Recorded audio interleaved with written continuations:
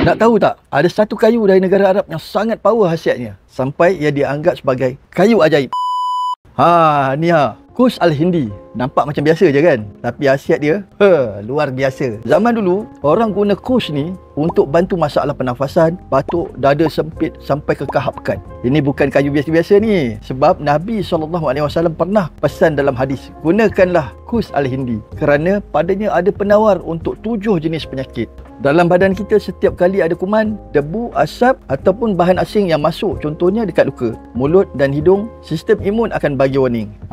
Warning ni buatkan sel-sel imun pergi ke kawasan tu untuk lawan kuman. Tapi bila serangan ni terlalu kerap, contohnya orang yang selalu batuk, resedung, lelah dan asma, sistem pertahanan tu terlebih aktif. Akhirnya kawasan tu jadi radang, rasa bengkak, panas, gatal dan penuh lendir.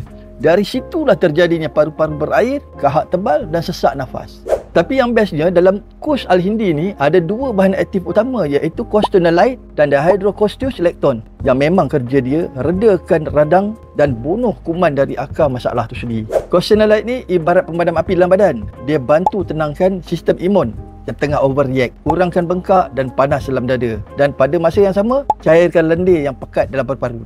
Lepas tu ada dihydrocorticoselectone. Yang ni pula macam sabun Dettol. Dia bantu bunuh bakteria dan virus yang duduk dekat dalam pernafasan, sambil kuatkan balik dinding sel dekat paru-paru kita ni. Jadi bila udara tu masuk, paru-paru boleh serap oksigen dengan lebih baik dan bersih. Kedua, bahan ni bukan hanya bantu lawan jangkitan, tapi juga bantu memberi keseimbangan sistem imun supaya badan kita tak cepat meradang setiap kali terdedah pada habuk asap dan kuman. Sebab tu, Kush Al-Hindi ni dikatakan herba yang membantu rawat dari akar, bukan hanya sekadar legakan sementara.